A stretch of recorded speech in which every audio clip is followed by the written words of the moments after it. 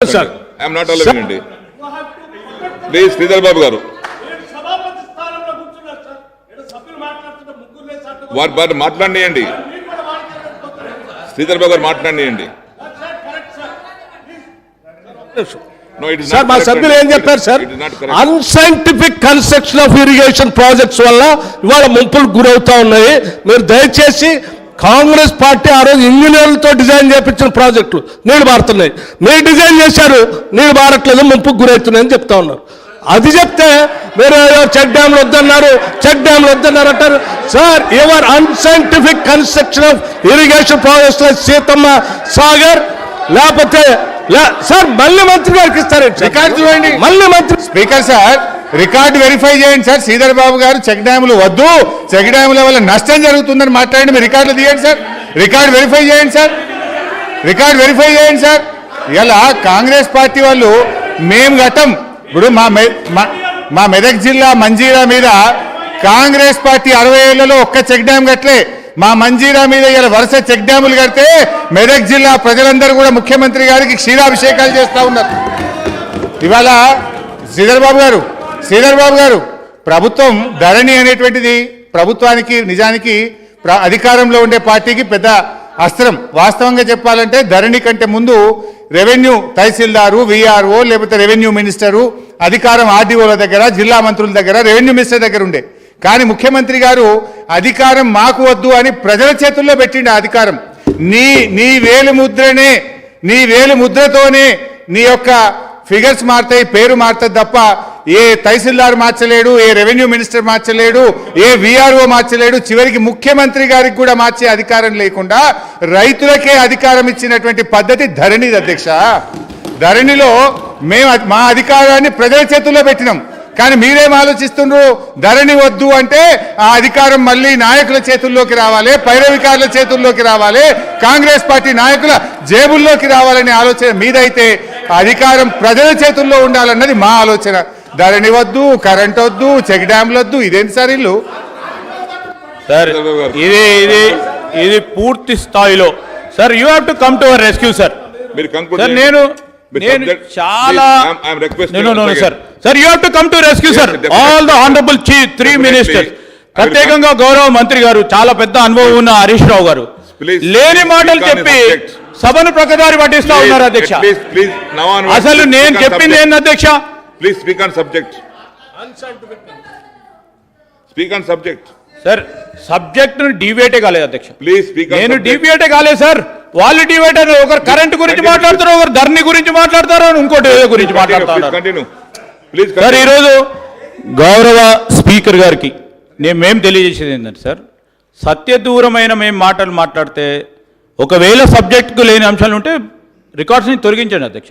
ఈరోజు మేమేమన్నాము, శాస్త్రీయబద్ధంగా కట్టండి, శాస్త్రీయబద్ధంగా కడతా ఉన్నారా లేదా ఒక్కసారి రీఎగ్జామిన్ చేయమని కొట్టాం.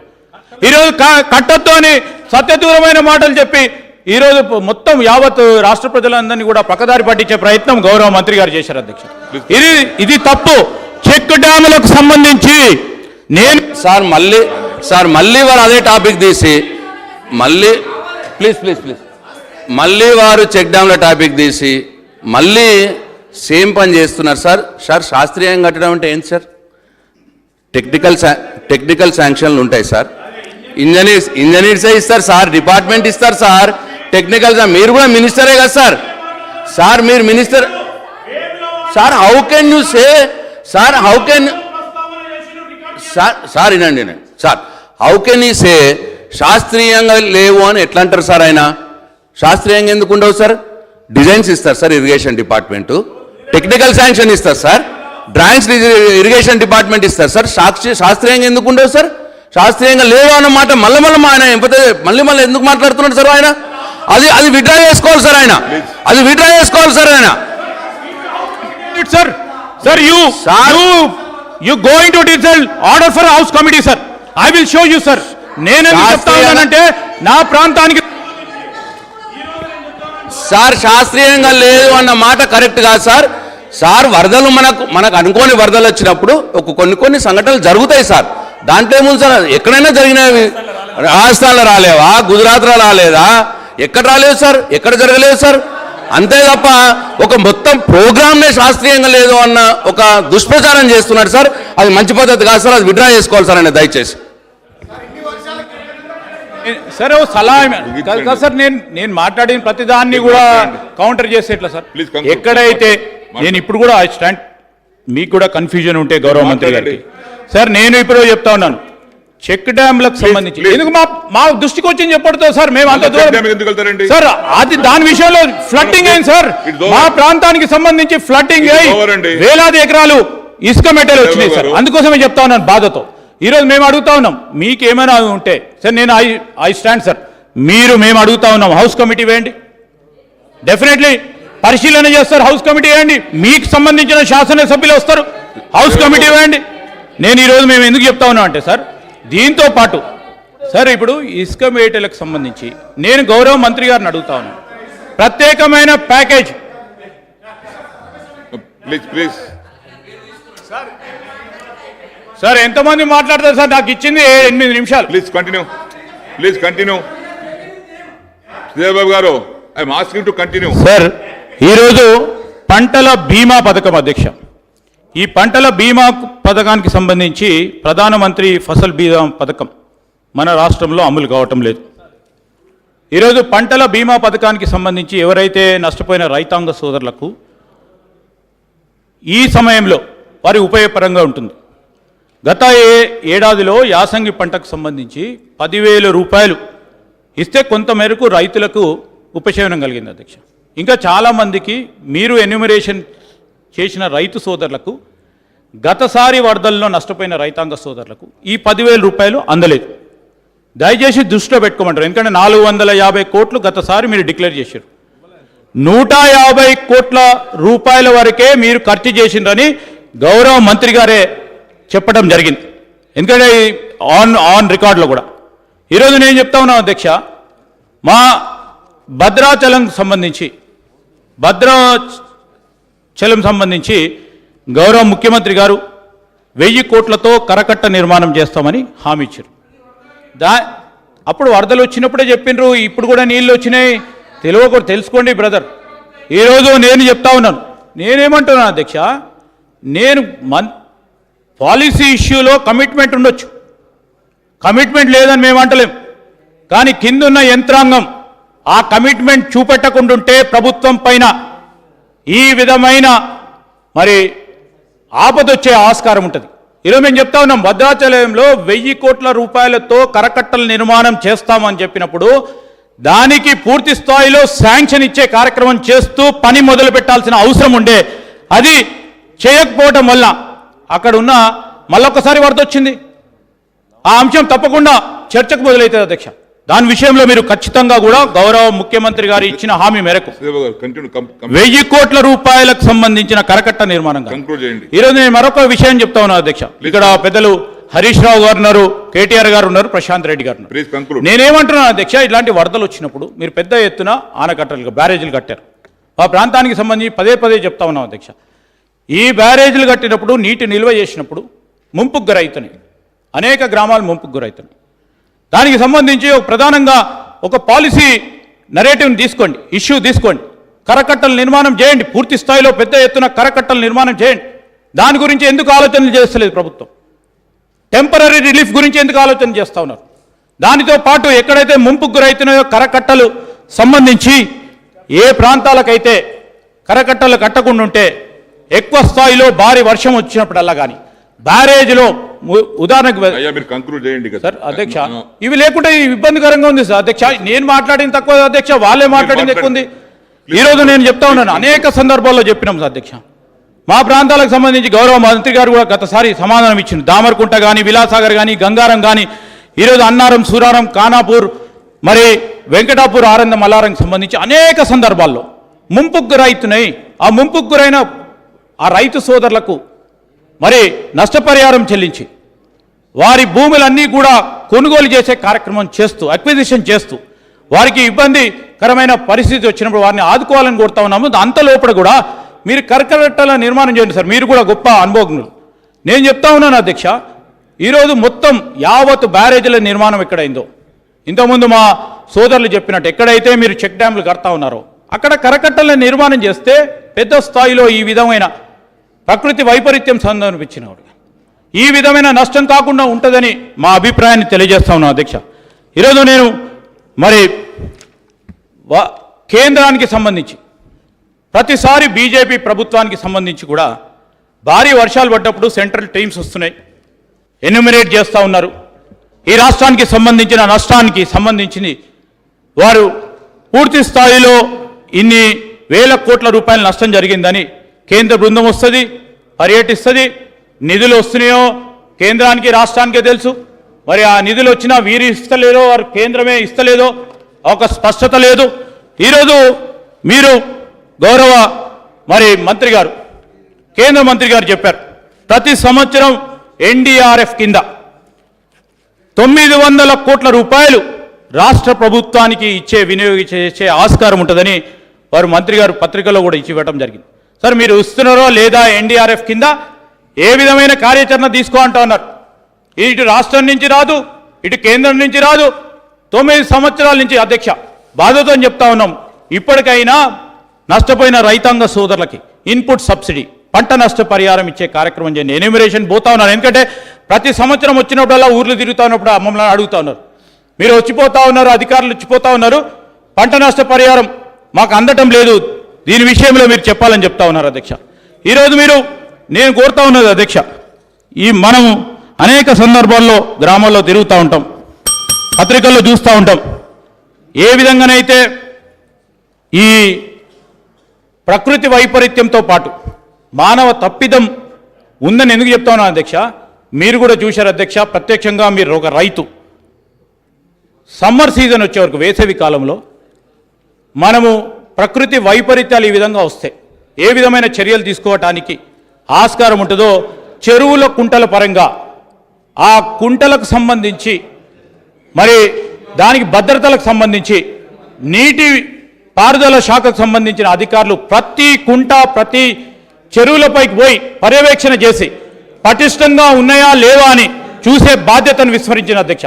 దానివల్ల ఇవేరే మా సోదరులు చెప్పడం సలివాగు కానీ మోరెంచవాగుకు సంబంధించిన అంశాలకు సంబంధించి మోరెంచవాగుకు సంబంధించి ఈరోజు 69 చెరువులు తెగిపోయినాయి.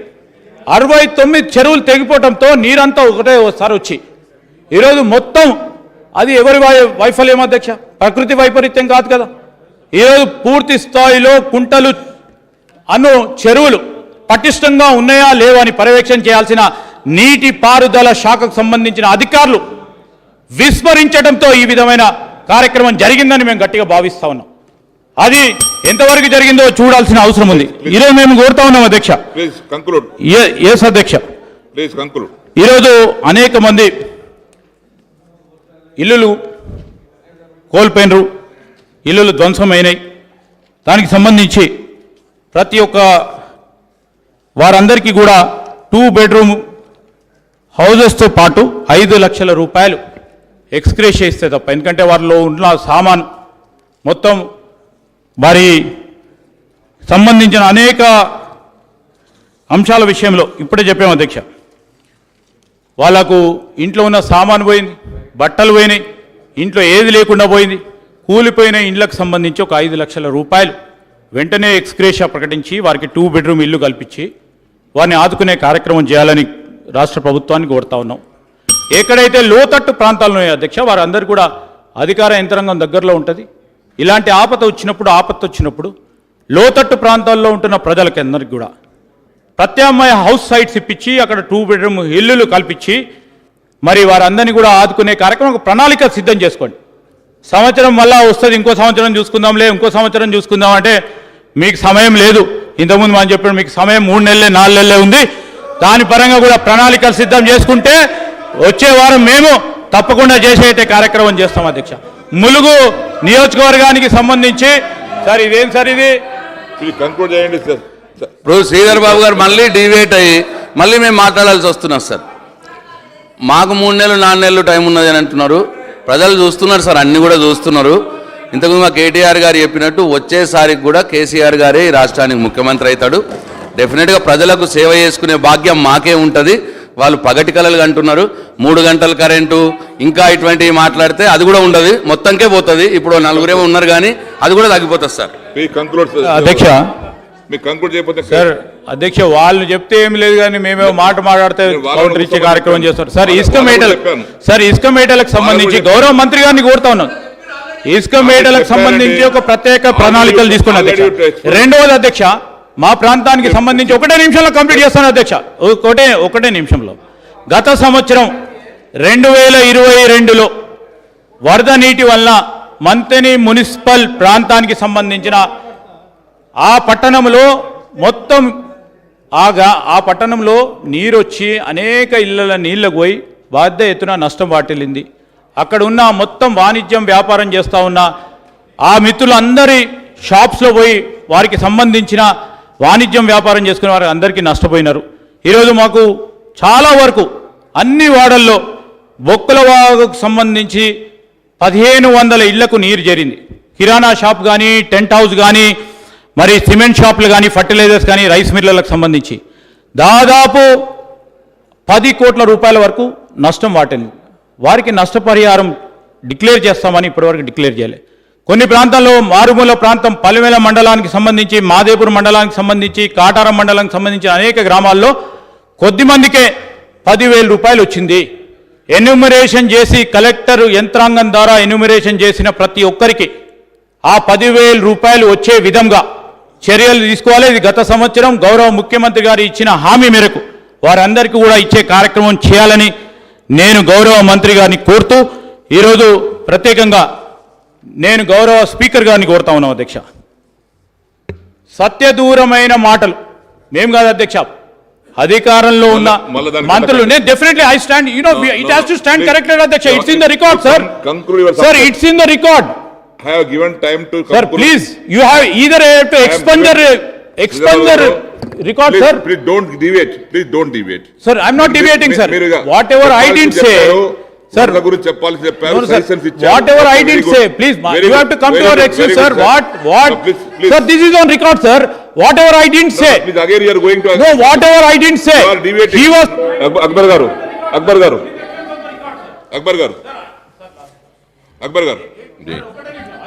No, you are deviating. I don't allow అండి. నువ్వు సబ్జెక్ట్ మీద మాట్లాడండి, సమయం ఇచ్చాను. మళ్ళీ దాన్ని మళ్ళీ మీరు డైవర్ట్ చేస్తాను. మళ్ళీ మీరు ఇక్కడికి వస్తారు, వాళ్ళు అక్కడికి వస్తారు. నో, అక్బర్ గారు. Honorable Speaker, sir. Honorable Speaker, sir. You are deviating subject అండి. You are deviating subject. Please. మీరు వరద మీద మాట్లాడినంత సేపు ఏమని లేదు, మాట్లాడిన. You are given suggestions. Government suggestion ఇచ్చారు, బాగానుంది.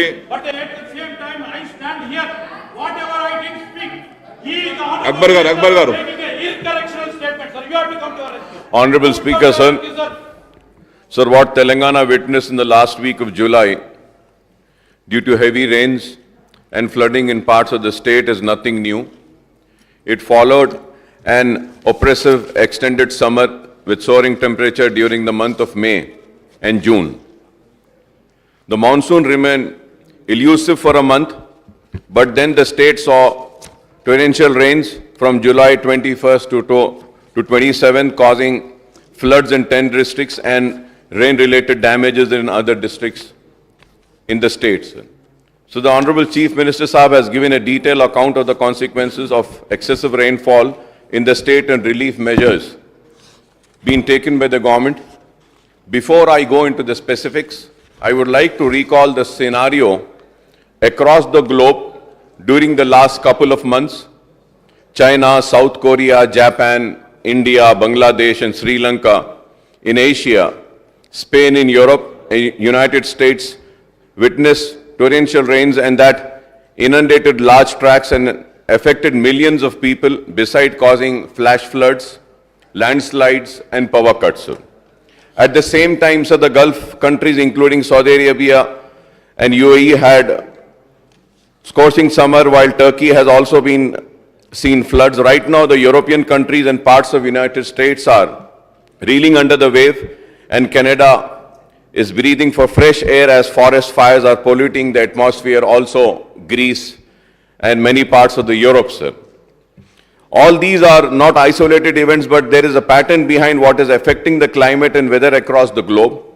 The global warming is causing the climate change, which in turn is resulting in extreme weather conditions. Truly, the vagaries of nature are visible now. This is because all the countries in the world, developed or developing ones, failed to take steps to contain the global warming over the last few decades. So the weather experts say that we are in the midst of the extreme climate mess. Our oceans are warming up, summers are getting hotter and causing wildfire outbreaks. Global warming are creating a warmer atmosphere which holds more moisture, which in turns create more deadly downpours. To make the matters worse, this is an EI90 year, which is the hot phase of natural fluctuation in the Earth's climate system, sir. India is no stranger to these extreme climate changes that are taking their toll. Only last month, the national capital Delhi, as well as other northern states of Himachal Pradesh, Haryana, Punjab, Uttarakhand, Uttar Pradesh, beside Assam, witnessed extreme waterlogging due to heavy rains. Gujarat and Maharashtra also saw heavy rains, and even Ahmedabad airport was flooded. Madhya Pradesh, Andhra Pradesh, Chhattisgarh were affected due to swollen rivers. So while flash floods ravaged in many districts in the Godavari basin of the state, the catchment areas in the river Krishna received deficient rainfall. Hyderabad also saw heavy rains on a few days, but impact was not as severe as was the case during the October 2020 rains and floods.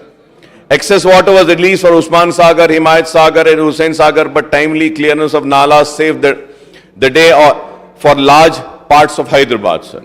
So, however, we have to be vigilant since the month of September. And October usually brings torrential rains under the impact of cyclonic storms brewing from Bay of Bengal.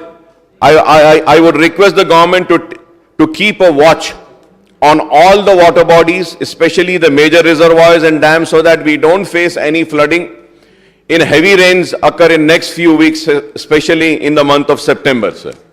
Sir, I say this.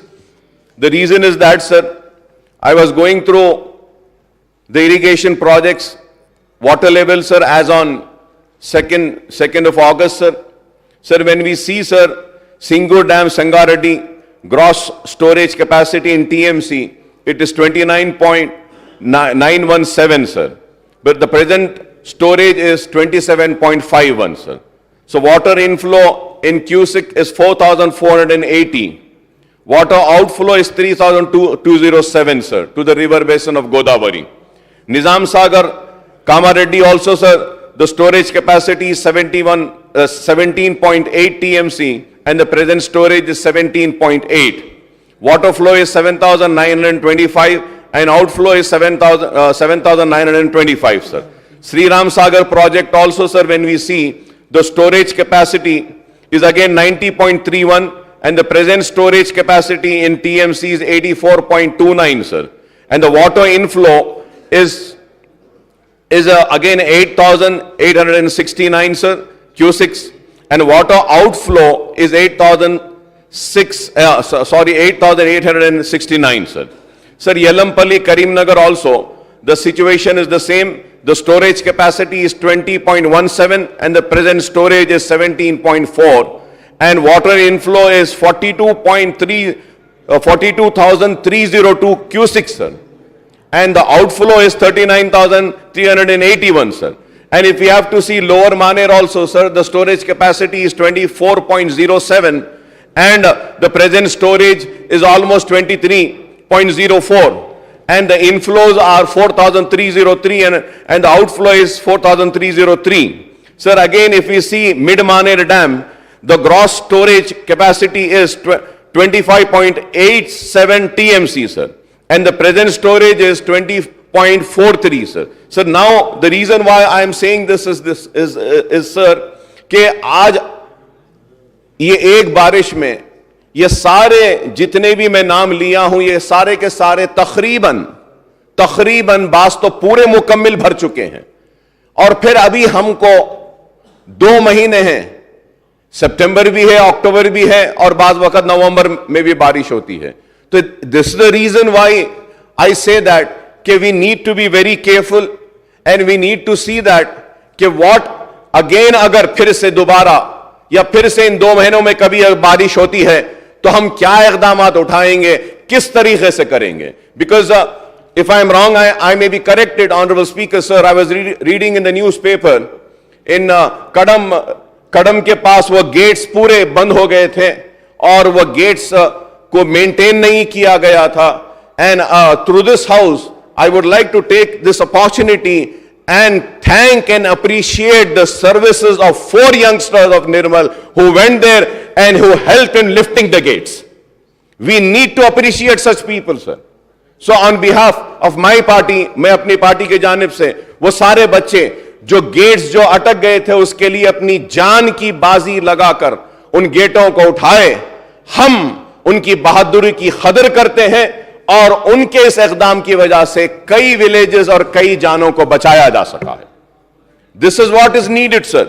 Sir, at the same time, sir, honourable speaker, sir, going further ahead, sir, I was going through the note which was tabled, and I had read all the pages, sir, and at the same time, sir, I was also reading in the newspaper that the center has appointed an inter-ministerial team to assess rain and flood damages in Telangana, and the team is scheduled to visit, and in fact they have been visiting from last 2 days, and as of now, if my information is right, they are having a meeting with the chief secretary. Sir, now the central team is led by advisor to the National Disaster Management Authority, Kunal Satyarthi, comprises of officials from agricultural, Jal Shakti, finance, power, road, transport, highways, national remote sensing center. They will make a first-hand assessment of the damage and rescue and relief work taken up by the state government. Honorable Speaker, sir, through you, my only question to the government is that, what are we presenting to this committee, sir, which has come? Are we presenting them the same note which has been presented or which has been tabled in this house? Or we are presenting something else? This is a very important issue, sir. The reason I say that, in the meeting, if Chief Secretary presents the real list of damages of crops and the acre of land which has been damaged in this floods, and also the roads and the irrigation projects and etc. and lives of the people lost in this floods, and if we demand an aid from the central government, and then if this note is to be compared, then I'm sorry to say, sir, this note has nothing much. I'm sorry to say, sir. Sir, the reason I'm saying this is that, sir, I have read in the newspapers that 42 people have lost their lives. We saw the pictures. The police officials and other revenue officials went in search of the bodies, and they got the bodies and they lifted the bodies. But sir, if we go through this note, it is not mentioned. इस note में कहीं पर भी नहीं लिखा गया है कि इन फ्लड्स में कितनी जानें गई हैं. How many people have lost life? So again and again, sir, this is not the first time I say that the officials need to take serious about the assembly sessions. They cannot come like this, the officials. Sir, with a lot of anguish I'm saying this, sir. When the newspapers are saying that 42 lives have been lost, and the note tabled in this house is not mentioning about a single life lost. And also, sir, further I go ahead, I was listening to my learned friend, Congress legislature, I was listening to him, he mentioned about 16.0 lakh acres were damaged, sir. So now, sir, when we see this statistics of impact are glaring, of 2,067 villages spread around 226 mandal in 10 districts were affected badly. Paddy and other crops over 16.0 lakh acres were damaged, 42% lost their lives, and 7,922 houses were fully and partially damaged. 756 minor irrigation tanks breached. Panchayat Raj state roads and stretches of national highway were damaged. Water supply was affected in 64 villages, and 1,199 habitation power supply was disrupted in 773 villages, sir. Sir, now I would like to know, sir. Sir, when we see the note, sir, the note is also not mentioning as to what is the crop loss. When we, sir, the newspapers are saying 16.09 lakh acres were damaged. The note is not saying anything, sir. The note is not saying. Note also needs to say that how much of acre of crops has been lost. This is very important. But the note is not mentioning about that. Sir, and going further ahead, sir, in 141 urban local bodies excluding GHMC in the state, the relief and restoration work would require rupees 380 crores. In GHMC area and other hand, heavy rains caused damage to the roads and restoration works would require 255.66 crores. I may point out that many roads in GHMC area are badly damaged and restoration may require at least 4 times more funds, that is 1,000 crores, sir. Sir, among the ULB, Greater Warangal Municipal Corporation, Nirmal, Parkal, Koratla, Bhupalli, Jamikunta, Khammam Municipal Corporation, Mehbubabad, Bhaisa, Nizamabad Municipal Corporation, Pedapalli and Narsapet are amongst the worst affected. Waterlogging brought normal life to a standstill in Greater Warangal, which comprises the Tri-Cities of Warangal, Hanumankanda, Kazipet, sir. Inundation of low-lying areas in the GMC has also been seen. However, I may say that the situation was not that as bad as it was in the year 2020 flood, sir. So despite heavy downpour and the whole city remained free of any flooding, mainly because of Nala widening works were taken up and the upstream tank did not breach due to rains flow. However, Prakash Nagar in Begumpet, Budha Nagar in Sikandrabad, Patel Nagar in Ambarpet, Bharat Nagar in Ramantapur, Talabasti in Kawadiguda affected with water stagnation, Bolakpur, Mushirabad, Fish Market, Chadarghat, Golnaka, Langar House, Gudi Malkapur, Medipatnam, Musapet, KBHB Colony, Kundapur, Miyapur, Uppal, Nacharam, Malkajgiri, Bagh, Ambarpet suffered extensive damage to the roads, sir.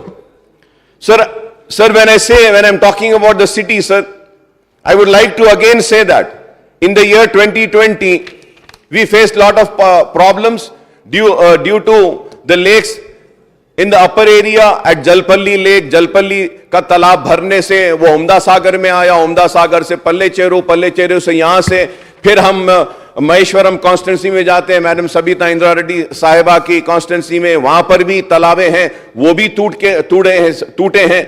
अगर इस वक्त शहर हैदराबाद हमारा GHMC area अगर बचा तो उसकी वजह यह है सर कि यह पहली बारिश थी, तालाबों में जगह थी पानी को लेने की, अब ले लिए, अब फिर अगर बारिश आएगी तो क्या होगा? We never know. So my question to Honorable Deputy Speaker, sir, through you to the government is that, are we prepared? Are we preparing ourselves for the coming 2 months? बारिश अब शुरू हुई है साहब, अभी बाकी है, अगस्त का महीना बाकी है, सितंबर का महीना बाकी है, अक्टूबर है पूरा, तो सितंबर के बारे में आप भी जानते हैं, हैदराबाद के बोलते हैं कि सितंबर का महीना मतलब सितमगर का महीना, इतना सितम करती है बारिश, तो फिर अब कैसा होगा? तो these are the questions which needs to be answered. But unfortunately, Honorable Deputy Speaker, sir, when we see this note is very silent. It is not mentioning as to what are the futuristic measures that we would be taking. This doesn't mention about that, sir.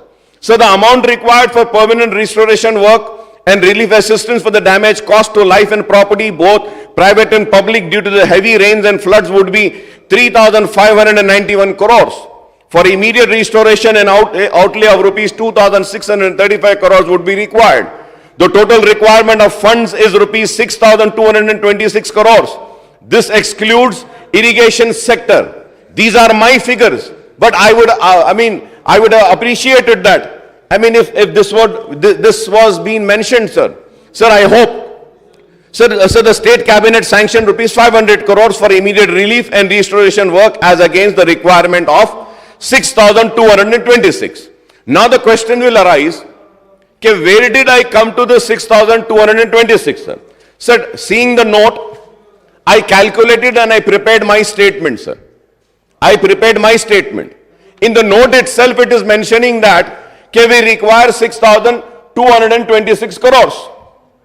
And when the requirement is 6,226 crores, now the relief given by the state government is only 500. So I would like to know from the government, are they going to give more of money for the restoration of works, for the damaged crops, and what is the plan which the government has, sir?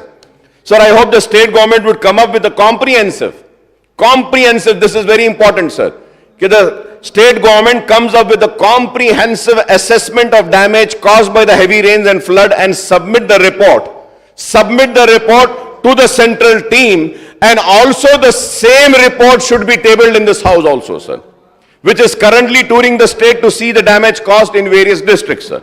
The farmers have suffered extensive damage to the crops, and compensation of 10,000 per acre as per the announcement of Honorable CM Saab would require 1,609 crores for 16,09 lakh acres as per my calculation. I hope that the government would take necessary steps and see that this amount is released to the farmers, sir, affected farmers, sir. So I may point out that the compensation should be paid to those cultivating the lands that is owners and holders share croppers, sir. So the official note gives brief details of Godavari river and its tributaries, especially Pranahita, which carries combined waters, Peneganga, Varda, and Indravati, and Tatiperu, which joins the river Godavari on the downstream side of Medigada barrage, sir. Sir, the state has been witnessing very heavy rains resulting in recurrent flooding in the catchment areas in last 2 seasons. This flooding has been affecting Kadam Reservoir, Bhopalpalli and Mulugu district and Bhadrachalam Reservoir areas, sir. Honorable Deputy Speaker, sir, I may point out here that Pranahita project was designed as Kaleshwaram project with a total of 20 reservoirs and 20 lift for conveying of water to the reservoirs, sir. The total capacity of reservoir is 147.71 TMC, and the total quantity of water to be lifted from Godavari is 195 TMC. The power requirement for lifting this quantum of water is 4,627 megawatts. If I am wrong, I may be corrected, sir. So the Kaleshwaram project was completed in a record time, and there has been 5 monsoon seasons since its commissioning. The total quantum of water lifted so far is 168 TMC. Out of this, 118 TMC were let in Godavari owing to the floods. Out of the remaining 50 TMC, only 25 TMC were used for irrigation and 25 TMC is stored in the reservoir. If I am wrong, I may be corrected, sir. But this is a fact, and these are the true figures and the right figures, sir. Sir, while the Godavari basin is surplus with excess rainwater flows, the Krishna river basin has been getting deficient inflow. The result is that the areas under the Krishna river basin are witnessing dry spell, causing concern to the farmers. Palamuru Rangareddy lift irrigation scheme is being implemented to augment the irrigation facilities in this basin, sir. So, however, unless there is a flood flow in the Alamati and other dams upstream in the neighboring Karnataka state, there are no inflows into the reservoirs of river Krishna and Telangana state, sir.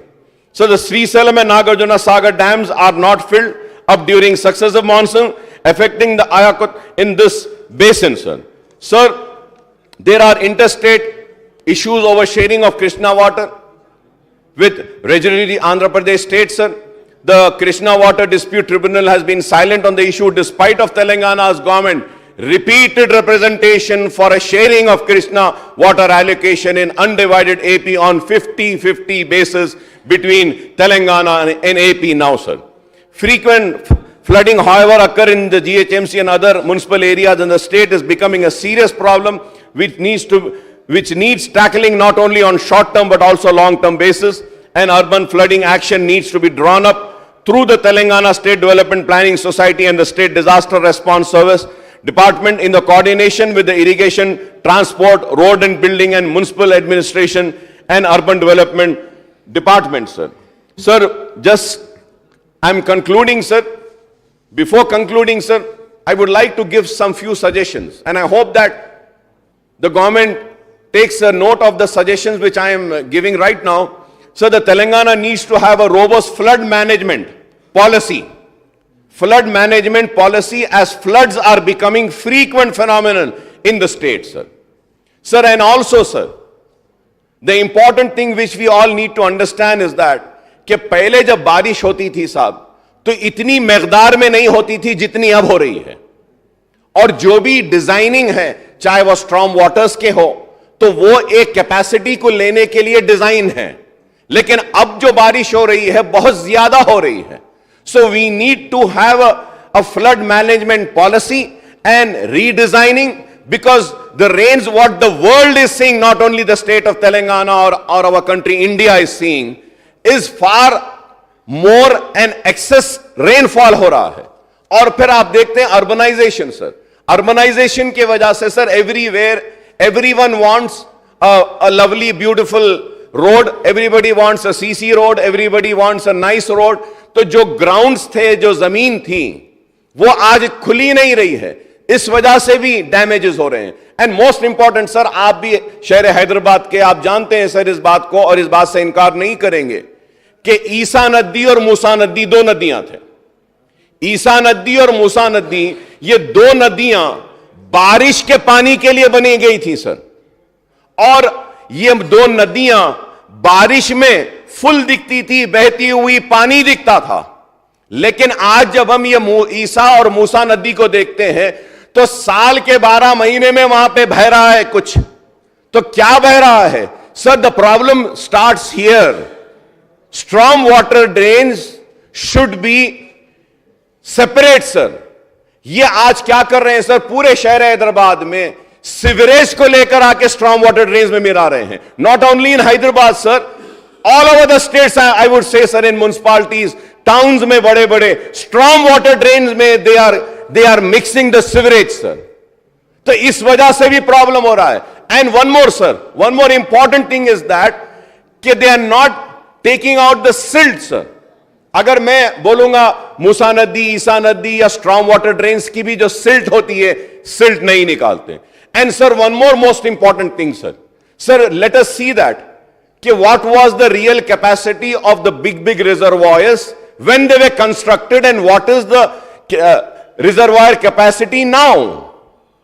The reason is that sir, not only they are not maintaining the gates, बल्कि तालाब जब सूख जाता है तो उसमें से भी मीठी और सिल्ट निकालना है, वो भी नहीं निकालते हैं sir. This is the reason I'm saying sir, the Telangana needs to have a robust flood management policy, as floods are becoming frequent phenomena in the state sir. The state needs to adopt both short-term and long-term measures to effectively deal with prospects of increasing flood intensity, sir. Flood intensity is increasing, so we need to have a planning, sir. They should proper flood risk mapping for better formulation of plans and measures, sir. So there is an urgent need of extension of comprehensive flood forecasting network, sir. This is a very important point, sir. Flood forecasting network, sir. Sir, we have seen that few private people on social media are giving real-time updates about the forecast. We can seek their services and engage a team of experts to improve our forecasting system, sir. 2 दिन जबरदस्त बारिश होती है और उसके बाद में हम बोलते हैं कि और 2 दिन होने वाली है, चलो बंद कर दो, स्कूल्स बंद, सब बंद. उसके दूसरे दिन बारिश ही नहीं होती है. So sir, that means that the weather forecasting is not being done properly. Sir, going further ahead, sir, the flood forecasting should improve through the use of hydraulic and hydrologic models, sir, which are linked to the weather forecasting system, the real-time data acquisition system, and the reservoir operation system, sir. Sir, we need to understand that due to global warming, the state's flood vulnerability zones are also changing, sir. Sir, I was reading an article and I was very surprised, sir. Sir, मैं एक अखबार में पढ़ रहा था, sir, कि एक article expert civil engineers ने कहा कि अगर जोरदार बारिश हैदराबाद में अगर होगी, जैसा दूसरे रियासतों में हो रही है या मुलुगु में जैसी हुई, अगर वैसी बारिश अगर हैदराबाद में होगी तो 30% of Hyderabad building are in danger because of such rains. So these are the serious measures, sir. When we have a discussion, we should take the measures, sir. Sir, also, sir, we have to develop a special flood-prone area program similar to the drought-prone area program. Drought के लिए हमारे पास program होता है, sir. Now the floods are coming frequently. Through you, I request the government to please have this flood. We should have this flood का भी एक 4 लोगों की एक कमेटी बना के देखिए. Drought prone को जैसा देखते हैं, ये flood prone areas को भी we should identify and see that, sir. Sir, we have developed the state should also undertake legislation to prevent unauthorized riverbed cultivation and encroachment into drains etc. also, sir, which is not happening, sir. Sir, हम देखते हैं शहर में, sir, हम यहाँ ठहर के एक दूसरे पे तनकीद करते हैं, sir.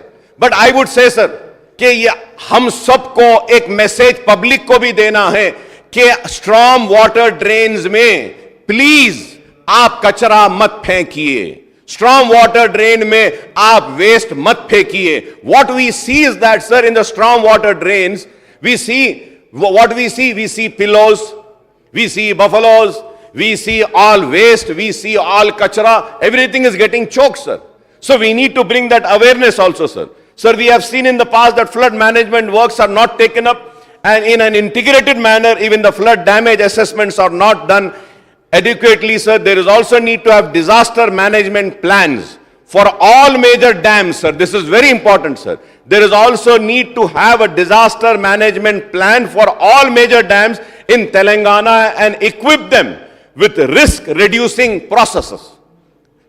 And also, sir, with increased effects of climate change, they should be focused on development of community resilience in flood prone areas. Activities which damage the environment and increase the vulnerability to flood should be checked, sir. So also the restoration work should be taken up in coordination manner wherever heavy rains and flooding occurs in GHMC area. SNDP, SRDP, CRMP works are implemented and the Hyderabad Metro Water Supply and Sewerage Board take up the work on augmentation of sewerage and water supply networks, sir. Since the civic infrastructure under different departments is affected, these agencies need to work in a coordinated manner to ensure proper restoration work, sir. Sir, lastly, sir, I would request the municipal administration department to fully assess the damage caused to civic infrastructure in GHMC and other municipal and panchayat areas and adjoining municipalities and municipal corporation and allocate at least 2,000 crores for the restoration work. There is also need to expedite the ongoing works on ROBs and flyovers in GHMC, particularly in Old City and adjoining areas, sir. Sir, I thank you very much, Honorable Deputy Speaker, sir, for giving me this opportunity, sir. Thank you very much, sir.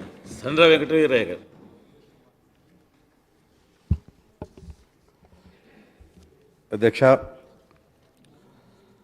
రాష్ట్ర వ్యాప్తంగా ఈ మధ్యకాలంలో వచ్చిన భారీ వర్షాల వల్ల సంభవించిన పరిస్థితులు, ప్రభుత్వం తీసుకుంటున్న చర్యల మీద ఈరోజు షార్ట్ డిస్కషన్కి అవకాశం ఇచ్చిన మీకు ముఖ్యమంత్రి గారికి ధన్యవాదాలు తెలియజేస్తూ, ఇవాళ ప్రధానంగా ఇట్లాంటి విపత్కర పరిస్థితులు సంవత్సరంలో కురవాల్సిన వర్షాలు ఒకే రోజు కురవటం. అధ్యక్ష, మీరు నిన్ననే పేపర్లో చూసి ఉంటారు, చైనా బీజింగ్లో ఒక గంటలో 140 ఏళ్ల రికార్డు బదులు కొట్టే వర్షం పడి చనిపోయినట్టుగా మన అమెరికాలో చూసినాం, మన ఢిల్లీలో చూసినాం, హిమాచల్ ప్రదేశ్లో కూడా చూసినాం. అయినప్పటికీ ఒక దూరదృష్టి కలిగిన ముఖ్యమంత్రి గారు వాతావరణ శాఖ అప్రమత్తం చేసిన వెంటనే రాష్ట్ర అధికార యంత్రాంగాన్ని సమన్వయపరిచి గౌరవ మంత్రివర్గ సభ్యుల్ని జిల్లా కేంద్రాల్లో ఉంచి శాసనసభ్యుల్ని ఆయా ప్రాంతాల్లో ఉంచి పార్టీ కార్యకర్తలు నాయకులను కూడా ఇట్లాంటి విపత్కర పరిస్థితుల్లో ప్రజలకు అండదండలుగా ఉండే విధంగా చేయటం, కావలసిన అన్ని సహాయక చర్యలు తీసుకోవటమే కాకుండా ఆయా జిల్లాలో పనిచేసిన జిల్లా కలెక్టర్లను అనుభవంలో వారిని కూడా పరిశీలకులుగా పంపి మరి వారు తీసుకున్న అనేక రకాల నివారణ చర్యల ఫలితంగా ప్రాణ నష్టాన్ని నివారించటం, కొంత ఆస్తి నష్టాన్ని నివారించే చర్యలు తీసుకోవటం అనేది జరిగిందని చెప్పి ఈ సందర్భంగా తెలియజేస్తున్నాను. ఇవాళ అగ్రరాజ్యాలుగా పేరుగాంచిన అమెరికా కానీ చైనా కానీ ఎంత అడ్వాన్స్ టెక్నాలజీ ఉన్నప్పటికీ ఇట్లాంటి విపత్కర పరిస్థితులు ప్రకృతికి ఎదురొడ్డే ఒక మెకానిజం ప్రపంచంలో లేని విషయాన్ని ప్రతిపక్షాలు గమనించాల్సిన అవసరం ఉన్నది. ఎందుకంటే రాజకీయం కోసమో లేకపోతే విమర్శించాలి కాబట్టి విమర్శించడం కాకుండా ఇట్లాంటి విపత్కర పరిస్థితి వచ్చినప్పుడు అందరం ఐక్యంగా ఉండి ఇట్లాంటి బాధితులకు ఏ రకంగా సహాయం చేయాలనో అందరం చూడాల్సిన అవసరం ఉందని చెప్పి ఈ సందర్భంగా నేను విజ్ఞప్తి చేస్తున్నాను. ఇవాళ బాధ్యత కలిగిన కేంద్ర ప్రభుత్వం యొక్క పాత్ర కూడా ఈ సందర్భంగా మనం చర్చించుకోవాల్సిన అవసరం ఉన్నది. గతంలో తెలంగాణలో అనేక రకాల పంట నష్టం జరిగినా ఇట్లాంటి వరదలు వచ్చినా కూడా మరి కేంద్రం ఇతర రాష్ట్రాలకు ఏ రకంగా సహాయం చేస్తున్నది, తెలంగాణ విషయంలో ఏ రకమైన సహాయం చేస్తుందో కూడా మరి తెలంగాణ సమాజం గమనిస్తుంది. కాబట్టి కేంద్ర ప్రభుత్వం ఇట్లాంటి విపత్కర పరిస్థితులు వచ్చినప్పుడు రాజకీయ అంశాల జోలికి పోకుండా ఇవాళ అధ్యక్ష మీకు విజ్ఞప్తి చేస్తున్న ముఖ్యమంత్రి గారు ఏ పథకం ప్రవేశపెట్టినా రాజకీయ కోణం ఉండదు, మాననీయ కోణం ఉంటుంది. నిన్న మా ఎమ్మెల్యేలు చాలామంది ఈ రైతు రుణమాఫీ చెక్కులు ఇవ్వండి మేము ఇచ్చేస్తామంటే అది మంచి పద్ధతి కాదు, నేరుగా చెక్కులు అకౌంట్లు వేయాలని చెప్పి ఆలోచించిన ఒక గొప్ప ముఖ్యమంత్రి. అంటే వారు ఒక పథకం రూపకల్పన చేసినా ఒక డిజైన్ చేసినా రాజకీయ కోణం ఉండదు, మాననీయ కోణం ఉంటుంది. ఇవాళ అనేక పథకాలు చూసినా రాష్ట్రంలో అమలు జరుగుతున్న ఏ పథకాలకు సంబంధించిన లబ్ధిదారుల విషయం చూసినా పార్టీ కోణం ఉండదు, పేదరిక కోణం ఉంటుంది. కాబట్టి కేంద్ర ప్రభుత్వం కూడా అట్లాంటి వైఖరిని అవలంబించాల్సిన అవసరం ఉందని చెప్పి ఈ సందర్భంగా విజ్ఞప్తి చేస్తున్నాను. ఇలా కొంతమంది మిత్రులు భద్రాచలంలో ముఖ్యమంత్రి గారు 1000 కోట్లు ప్రకటించి ఎందుకు ఇవ్వలేదని చెప్పి అడుగుతున్నారు. కానీ యావత్ సభ ఆలోచించాల్సిన అవసరం ఉన్నది. ఇవాళ పోలవరం ప్రాజెక్టు పూర్తి కాకముందే ఆ యొక్క బ్యాక్ వాటర్ వల్ల ఏర్పడిన ముంపుని శాస్త్రీయంగా సర్వే చేయాల్సిన అవసరం ఉందని చెప్పి ఈ సందర్భంగా విజ్ఞప్తి చేస్తున్నాను.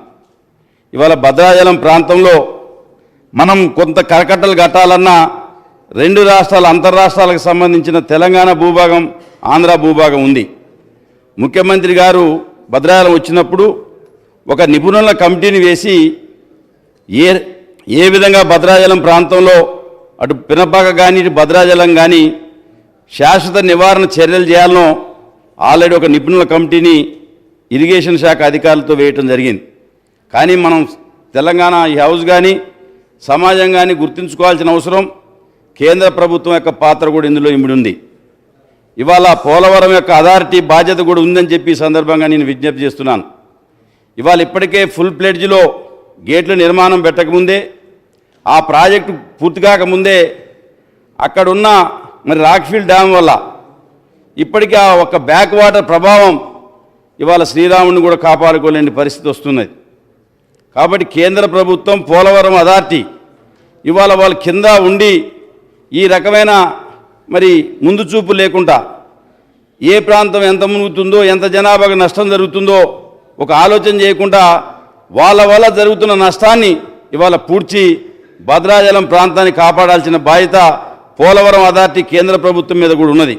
ఇప్పటికే మన తెలంగాణ ఇరిగేషన్ అధికారులు 1500 కోట్ల రూపాయలు ఆల్రెడీ అంచనా వేసి ఈ భద్రాచలం పినపాక ప్రాంతాల్లో గోదావరికి 2 పక్కల పూర్తి స్థాయిలో ఏ రకంగా శాశ్వత చర్యలను మరి చేపడితే బాగుంటుందో ఒక అంచనా వేసి పోలవరం అథారిటీస్ కూడా పంపడం జరిగింది.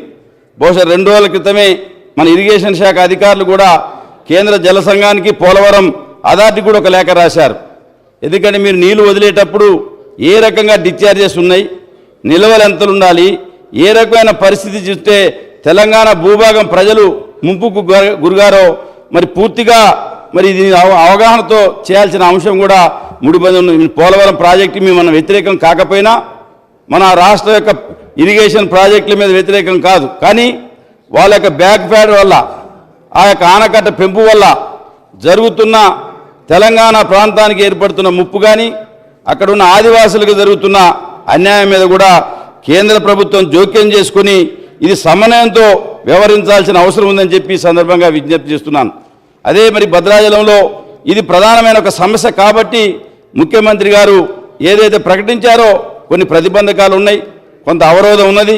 ఇది 2 రాష్ట్రాల ముడిపడిన పోలవరం అథారిటీ సమస్య ఉంది కాబట్టే ఈ భద్రాచలంలో కొంత ఇబ్బందికరమైన పరిస్థితి వచ్చింది. కానీ అదే మన ఖమ్మం మున్నేరు ప్రాంతంలో పాలేరు కానీ ఖమ్మం కానీ మునిగిపోతే మన ఇబ్బంది జరుగుతుంటే మంత్రివర్గంలోనే 150 కోట్ల రూపాయలు అప్పటికప్పుడే దానికి కావాల్సిన పూర్తి స్థాయి నివేదిక తెప్పించుకొని క్యాబినెట్లోనే ఆమోదించిన ముఖ్యమంత్రి గారు భద్రాచలం మీద వివక్షత చూపడనే విషయాన్ని ఆ ప్రాంత ప్రజలు గమనించాలి. ఇది పోలవరం బ్యాక్ వాటర్ వల్ల ఏర్పడుతున్న ఈ సమస్యను కూడా మరి అటెండ్ చేసి మనం ఆ యొక్క సమస్యను కనుక పరిష్కరించినట్టయితేనే మరి పెద్ద ఎత్తున మరి ఇబ్బంది లేకుండా ఉంటుంది. అందుకనే కేంద్ర ప్రభుత్వం కూడా ఈ దిశగా మరి కృషి చేయాల్సిన అవసరం ఉందని చెప్పి విజ్ఞప్తి చేస్తున్నాను. ఇవాళ ఇంత పెద్ద విపత్కర పరిస్థితి వస్తే తక్షణమే స్పందించి తెలంగాణ ప్రభుత్వం కానీ గౌరవ మంత్రివర్యులు కానీ మా దగ్గర మా జిల్లా మంత్రి గారు వారు ట్రస్ట్ నుంచి పెద్ద ఎత్తున ఆదుకున్నారు, మా పాలేరు ఎమ్మెల్యే గారు ఆదుకున్నారు, మా రాజ్యసభ సభ్యులు పారసారెడ్డి గారు ₹1 కోటి సొంతంగా ఖమ్మం జిల్లా వరద బాధిత ప్రాంతాలకి ఇవ్వటం జరిగింది. ఈ ప్రభుత్వం ఏ రకంగానైతే ఆదుకుంటుందో మరి ముఖ్యమంత్రి గారి పిలుపు మేరకు మంత్రులు ప్రజాప్రతినిధులు కూడా మరి ఈ బాధితులు ఎడలా ఉండాలని చెప్తే పెద్ద ఎత్తున ఆదుకోవటమే కాకుండా మా ఖమ్మం జిల్లా కలెక్టర్ గారు కానీ మన కొత్తగా వచ్చిన భద్రాద్రి కొత్తగూడెం జిల్లా కలెక్టర్ గారు కూడా స్పందించి యంత్రాంగాన్ని సమన్వయపరిచి పెద్ద ఎత్తున ఆదుకోవటమే కాదు అధ్యక్ష, ఖమ్మంలో ఒక ఇంట్లో వాళ్ళు ఖాళీ చేయమని చెప్తే వాళ్ళు రాలే, అప్పటికప్పుడు ఎన్డీఆర్ఎఫ్ బృందాలను తీసుకొని వచ్చి మరి కాపాడిన ఘనత కూడా ఈ ప్రభుత్వానికి దక్కుతున్నది.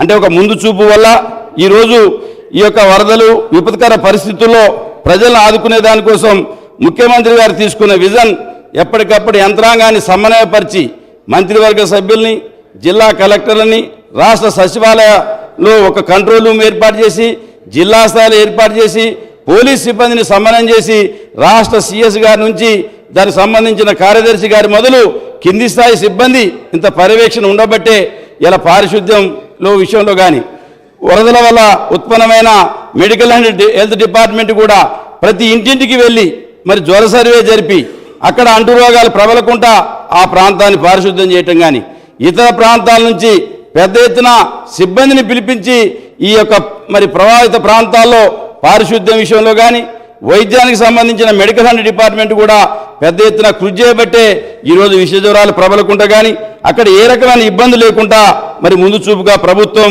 చూసిన విషయాన్ని కూడా ఈ సందర్భంగా నేను విజ్ఞప్తి చేస్తున్నాను. అదేవిధంగా ఈరోజు మరి ఏదైతే మరి మంత్రి గారు సమాధానం చెప్పబోతున్నాడో తప్పనిసరిగా మరి రాష్ట్రంలో ముఖ్యమంత్రి గారి గతంలో మరి ఏ ప్రభుత్వం కూడా చేయని విధంగా మా ఖమ్మం జిల్లా బోనకల్లు కానీ వరంగల్ జిల్లా కొన్ని ప్రాంతాలకు రావడం జరిగింది. అప్పటికప్పుడు 10,000 రూపాయలు కేంద్ర ప్రభుత్వం గతంలో అనేక నివేదికలు పంపినా మన రాష్ట్రానికి సహాయం చేయలేదు. తప్పకుండా ఈ యొక్క పంటలకు సంబంధించిన నష్టపోయిన వారికి ఆదుకునే దానికోసం 10,000 రూపాయలు ప్రకటించడమే కాదు వాళ్ళ అకౌంట్లో వేసిన చరిత్ర కూడా ఈ సందర్భంగా గుర్తుంచుకోవాలి. మరి దురదృష్టం కేంద్ర ప్రభుత్వం ఈ పంటల బీమా పథకాన్ని సమగ్రంగా అమలు చేయకపోవటం వల్ల ఇవాళ వ్యవసాయ సర్వే నెంబర్ ఆధారిత బీమా లేకపోవటం వల్ల మనం ప్రీమియం ఎక్కువ చెల్లించడం, లాస్ట్కి వాళ్ళు పరిహారం వచ్చినప్పుడు అనేక కఠినమైన నిబంధనలు పెట్టడం, మండలాన్ని యూనిట్గా తీసుకోవటం వల్ల ఈరోజు పంటల బీమా పథకం రైతాంగానికి సక్రమంగా సమగ్రంగా లేకపోవటం వల్ల రైతులకు ఉపయోగపడట్లేదు. అందుకనే కేంద్ర ప్రభుత్వం రైతు ఆధారిత బీమాని ప్రవేశపెట్టి ఇట్లాంటి పంటల నష్టం జరిగినప్పుడు, అకాల వర్షం వచ్చినప్పుడు, ఇసుక మేటలు వేసినప్పుడు ఆ రైతాంగాన్ని ప్రకృతి వైపరీత్యాన్ని ఎవరు కూడా తట్టుకుని నిలబడలేరు, ఏ ప్రభుత్వాలు కూడా ఆదుకోలేవు. కానీ ఇలా బీమా సౌకర్యం సక్రంగా లేని పరిస్థితి వల్ల లోపభూయిష్టమైన మరి పంటల బీమా పథకం ఉండటం వల్ల ఈరోజు రైతులకు అది పెద్దగా ఉపయోగం లేని విషయాన్ని ఈ సందర్భంగా గుర్తు చేస్తూ కేంద్ర ప్రభుత్వం కూడా మరి తక్షణమే ఇట్లాంటి సందర్భాలు వచ్చినప్పుడు రైతాంగానికి పంటలు నష్టపోతున్న సందర్భంలో ఏ రకమైన బీమా సౌకర్యం ఉంటే ఏ రకమైన నిబంధనలు విధిస్తే రైతుకు న్యాయం జరుగుతుందో ఆ రకమైన విధానాల్ని సవరించాల్సిన సందర్భం ఉందని చెప్పి కూడా ఈ సందర్భంగా విజ్ఞప్తి చేస్తూ తప్పకుండా తెలంగాణ ప్రభుత్వం ఈరోజు రాష్ట్రంలో వచ్చిన ఈ యొక్క విపత్కర పరిస్థితుల్లో రైతుల వెంట ఉంటుంది, బాధితుల పక్షాన ఉంటుంది. ఇవాళ రాజకీయ స్వార్థం కోసం విమర్శలు చేయాల్సిన అవసరం లేదు. ఇవాళ రైతులకు చెప్పిన మాట, ఇది రైతు ప్రభుత్వం. భారతదేశంలోనే ఇవాళ ఏ రైతు కూడా చనిపోతే నాకు తెలిసి ప్రపంచంలో కూడా లేదనుకుంటా. రైతు బీమా ఇచ్చిన ఒక గొప్ప ప్రభుత్వం, రైతు బంధిస్తున్న ప్రభుత్వం. ఇవాళ రైతు అకౌంట్లో నేరుగా మరి రుణమాఫీని చేస్తున్న గొప్ప ప్రభుత్వం. తప్పకుండా బాధితుల ఎడల అండదండలు ఉంటుంది, బాధల కోసమే పనిచేస్తున్నది. ఈరోజు ఒక మరి మానవత్వం కలిగిన ముఖ్యమంత్రి గారు ఈరోజు రాష్ట్రం ఒక్క అంశం కాదు అధ్యక్ష, ఏ రంగంలో చూసినా ముఖ్యమంత్రి గారి యొక్క తెలంగాణ పథకాలు ఇవాళ దేశానికే రోల్ మోడల్గా ఏ రకంగా ఉన్నాయో ఈ బాధితులను ఆదుకోవడంలో కూడా అదే రకమైన విధానాలు, అదే రకమైన పద్ధతి ప్రకటించడం జరుగుతుంది. ఎప్పుడైనా విపత్కర పరిస్థితులు వస్తే నష్టం ఒకసారి అంచనా ఉండదు అధ్యక్ష. ఎందుకంటే పంటలు ఎంత నష్టపోయినాయో అధికారులు పోవాలి, రోడ్లు ఎంత దెబ్బతిన్నాయో ఇంజనీర్లు పోవాలి. ఏదైనా శాస్త్రీయ సర్వే జరగాలి తప్ప మనం అప్పటికప్పుడు ఏదో ఊహించి లెక్కలేస్తే పరిహారం బాధితులకు న్యాయం జరగదు. అందుకని ఏ పరిహారం ఏ ప్రమాదం జరిగినా దానికి కొంత టైం పడుతుంది. తప్పకుండా ఈ యొక్క ఇసుక మేటలు వేసిన రైతుల విషయంలో కానీ, ముంపు ప్రాంతాల విషయంలో కానీ, ఇండ్లు కోల్పోయిన వారి విషయంలో కానీ, చనిపోయిన బాధితుల కుటుంబాలు ఆదుకోవడంలో తెలంగాణ ప్రభుత్వం ముఖ్యమంత్రి గారు అత్యంత అండదండలు ఉండే ఒక గొప్ప మనసున్న ముఖ్యమంత్రి కేసీఆర్ గారు తప్పకుండా వారి ఎడల ఉంటాడని చెప్పి ఈ సందర్భంగా విజ్ఞప్తి చేస్తూ ఈ ఉత్పన్నమైన పరిస్థితుల్లో ముఖ్యమంత్రి గారి ముందు చూపు వల్ల రాష్ట్ర స్థాయి నుంచి గ్రామీణ స్థాయి వరకు యంత్రాంగాన్ని అప్రమత్తం చేయడం వల్లనే రాష్ట్రంలో ప్రజలు సుభిక్షితంగా ఉన్నారు. ఈరోజు అన్ని విధాలుగా ప్రజల్ని రక్షించుకునే ఒక గొప్ప అవకాశం జరిగిందని చెప్పి ఈ సందర్భంగా విజ్ఞప్తి చేస్తూ కేంద్ర ప్రభుత్వం తక్షణమే ఈ పోలవరం బ్యాక్ వాటర్ వల్ల ఏర్పడిన సమస్య మీద ఒక అధ్యయన కమిటీని వేసి 2 రాష్ట్రాలకు సంబంధించిన ఇంజనీరింగ్ బృందాలతో సమీక్షించి భద్రాచలం ప్రాంతాన్ని శ్రీరాముని కాపాడాల్సిన అవసరం ఉందని చెప్పి ఈ సందర్భంగా విజ్ఞప్తి చేస్తూ నాకు ఈ అవకాశం ఇచ్చిన మీకు ధన్యవాదాలు తెలియజేస్తూ సెలవు తీసుకుంటున్నాను అధ్యక్ష. రఘునందన్ గారు.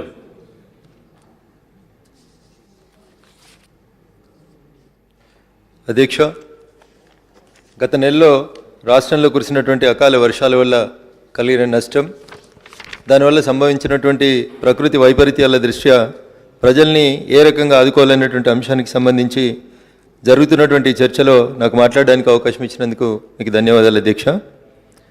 ముందుగా ఈ ప్రకృతి వైపరీత్యాలకి కారణంగా మనం అందరం కూడా ఆలోచించాల్సింది, ప్రజలు కూడా ఆలోచించాల్సింది, ఎకలాజికల్ ఇంబ్యాలెన్స్ జరుగుతూ ఉన్నట్టు ప్రకృతి ప్రకోపనలు ఒక తెలంగాణకో ఒక పక్క రాష్ట్రానికో పరిమితం కాకుండా ప్రపంచవ్యాప్తంగా ఈ ఎకలాజికల్ ఇంబ్యాలెన్స్ వల్ల వాతావరణంలో వస్తున్నటువంటి మార్పుల వల్ల అనేక రకాలైనటువంటి దుష్పరిణామాలు వస్తూ ఉన్నాయి.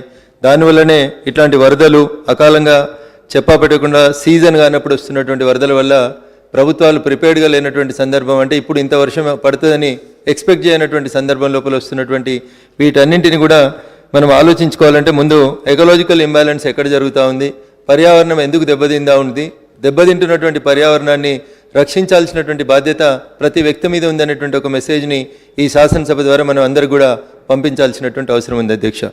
పెరుగుతున్నటువంటి జనాభా అవసరాలకు అనుగుణంగా వాగులు, వంకలు, చెరువులు, కుంటలు, పట్టణాలలో అయితే అర్బన్ ప్రాంతాలలో అయితే నాలాలు కబ్జా చేసుకొని చిన్న చిన్న ఇండ్ల నిర్మాణం చేయడం, ఇట్లాంటి వాటి వల్ల అనేక రకాలైనటువంటి ఉపద్రవాలు వస్తూ ఉన్నాయి. గతంలో మున్సిపల్ మంత్రి గారు ఇదే సభలో మాట్లాడుతూ ఉన్నప్పుడు ఇటు భాగ్యనగరంలో కానీ అటు వరంగల్ లాంటి పట్టణంలో కానీ దాదాపు 75% నాలాలు ఆక్రమణకు గురైనాయి, వీటిని సాధ్యమైనంత త్వరగా తొలగించేందుకు ప్రయత్నం చేస్తామని చెప్పినారు అధ్యక్ష. పట్టణీకరణ పెరుగుతున్నటువంటి సందర్భంగా పెరుగుతున్నటువంటి యొక్క ప్లాట్ల అంటే భూమి విలువ కారణంగా ఎక్కడ స్థలం కొద్దిగా ఖాళీగా ఉంటే అక్కడ ఆక్రమించుకొని అది నాలానా, చెరువా, కుంటనా, మనం నీళ్లు వర్షాకాలంలో వచ్చేటువంటి వరదకి ఎదురుగా ఇల్లు కడుతున్నాం అనేది చూడకుండా ఈ ఇల్లీగల్ కన్స్ట్రక్షన్స్ సంఖ్య పెరిగిపోవడం వల్ల అధ్యక్ష ఈ రకమైనటువంటి వరదలకి దారితీసి మనం అందరం చూసిన అధ్యక్ష, వరంగల్ భద్రకాళి టెంపుల్ సమీపంలో ఉన్నటువంటి సుమారు 3-4 కాలనీలలో కాలనీ లోపలికి 4 అడుగులు 5 అడుగుల వరకు కూడా నీళ్ళు వచ్చి అక్కడ ఉన్నటువంటి అనేక రకాలైనటువంటి పంటలు డ్యామేజ్ జరిగినట్టు మనం చూసినాం అధ్యక్ష. మొన్న రాష్ట్ర కేబినెట్ సమావేశం తర్వాత గౌరవనీయులు మున్సిపల్ మంత్రి గారు మాట్లాడుతూ 500 కోట్ల రూపాయలని రాష్ట్ర ప్రభుత్వం ఇమ్మీడియట్గా తక్షణ సహాయ అవసరాల కోసం రాష్ట్ర కేబినెట్ అప్రూవల్ చేసింది, విడుదల చేసిందని తెలియజేసినారు అధ్యక్ష. ఈరోజు సభ ముందుంచినటువంటి అంటే వివిధ శాఖల ద్వారా జరిగిందని చెప్పి అంచనా వేయబడినటువంటి ప్రాథమిక అంచనాని రాష్ట్ర ప్రభుత్వం తరఫున ఈరోజు గౌరవ ముఖ్యమంత్రి గారి పేరిట మా అందరి టేబుల్ మీద పెట్టినటువంటి వివిధ శాఖలలో జరిగినటువంటి నష్టాలను అంచనా వేసుకొని చూసినప్పుడు అధ్యక్ష, అది జిహెచ్ఎంసీ అయినా, మున్సిపల్ అడ్మినిస్ట్రేషన్లో అయినా, వ్యవసాయ శాఖ పరంగా అయినా, ఇతరత్ర పరంగా చూసినట్లయితే సుమారు 4,500 కోట్ల రూపాయల వరకు ఇప్పుడు టేబుల్ మీద పెట్టినటువంటి ప్రాథమిక అంచనా మేరకు కనబడతా ఉంది అధ్యక్ష. అందుకని నేను తమరి ద్వారా రాష్ట్ర ప్రభుత్వానికి, సంబంధిత మంత్రులకి, ఇది ఒక మున్సిపల్ మంత్రి గారికి సంబంధించిన అంశమే కాదు అధ్యక్ష, దీంట్లో అనేక రకాలైనటువంటి అంశాలు అగ్రికల్చర్కి సంబంధించి, పోల్ట్రీ ఫామ్లకు సంబంధించి, షాపులకు సంబంధించి, ఇండ్లకు సంబంధించి, కరకట్టలకు సంబంధించి అనేక రకాలైనటువంటి అంశాలకు సంబంధించి నష్టం జరిగింది. కాబట్టి వీటన్నింటినీ క్రోడీకరించి అన్ని శాఖలకు కలిపి డిజాస్టర్ మేనేజ్మెంట్కి సంబంధించి ఓ కమిటీని ఏర్పాటు చేస్తే ముందు జాగ్రత్త చర్యగా బాగుంటుంది. ఆ కమిటీలో కొంతమంది నిష్ణాతులైనటువంటి సైంటిస్టులను కూడా ఆ కమిటీలో ఉంచి ఇట్లాంటి ప్రకృతి వైపరీత్యాలు జరిగినప్పుడు, ఎకలాజికల్ ఇంబ్యాలెన్స్ జరుగుతూ ఉన్నప్పుడు ఈ కమిటీ చేసేటువంటి సూచనల మేరకు ప్రకృతి పర్యావరణం దెబ్బతినకుండా చూడడానికి కొన్ని సూచనలు చేశారు. ఆ రీతి లోపల కొత్త కమిటీని only exclusively for ecological imbalance కోసం ఒక కమిటీని వేసి ప్రతి 3 నెలలకు ఒకసారి ఆ ఎకలాజికల్ ఇంబ్యాలెన్స్ మీద, పెరుగుతున్నటువంటి పట్టణీకరణ జనాభా మీద, ఏ రకంగా మొక్కలు నాటాలి, ఎట్లు నీళ్లు డైవర్ట్ చేయాలి, వాగులు వంకలలోంచి వస్తున్నటువంటి వరదల్ని కంట్రోల్ చేయడానికి తీసుకోవాల్సినటువంటి చర్యల కోసం ఒక ఎక్స్పర్ట్ కమిటీ వేస్తే బాగుంటుందనేది ఒక విజ్ఞప్తి అధ్యక్ష. మొన్న జరిగినటువంటి ఈ అకాల వర్షాలు, వరదల వల్ల 41 మంది చనిపోయినట్టు అధికారికంగా కేబినెట్ మీట్ తర్వాత గౌరవ మంత్రివర్యులే మీడియా ముందు మాట్లాడుతూ చెప్పినారు. ఆ 41 కుటుంబాలకి ఇప్పటి వరకు ఏ రకంగా నష్టపరిహారం ఇద్దాం అనుకుంటున్నాం, లేదా చనిపోయినటువంటి వ్యక్తులకి నేను మీ ద్వారా వారికి చేసేటువంటి విజ్ఞప్తి, ఒక్కొక్క కుటుంబానికి దాదాపు 20 లక్షల రూపాయలని ఆ కుటుంబం నష్టపోయినటువంటి అంటే చనిపోయినటువంటి వ్యక్తి కుటుంబానికి రాష్ట్ర ప్రభుత్వం నుంచి ఒక 20 లక్షల రూపాయలు ఎక్స్గ్రేషియా ఇస్తే బాగుంటుందనేది నేను మీ ద్వారా రాష్ట్ర ప్రభుత్వానికి విజ్ఞప్తి చేస్తా ఉన్నాను అధ్యక్ష. ఇకపోతే కొన్ని పట్టణాలు, వరంగల్ పట్టణము, మంచిర్యాల పట్టణము, గోదావరి కని ఇట్లా రకరకాల ఏరియాలలో పట్టణాలలో కూడా నీళ్ళు వచ్చినాయి అధ్యక్ష. చాలామంది ఊర్లో ఎప్పుడన్నా రాత్రిపూట మనం ఇల్లు తాళమేసి ఊరు వెళ్తే దొంగలు పడితే ఇంత బంగారమో ఎండో విలువైనటువంటి వస్తువులు తీసుకుపోతారు అధ్యక్ష. కానీ అర్ధరాత్రి పూట వచ్చినటువంటి అకాల వరదల వల్ల అధ్యక్ష అసలు ఏం మిగలలేదు వాళ్ళకి.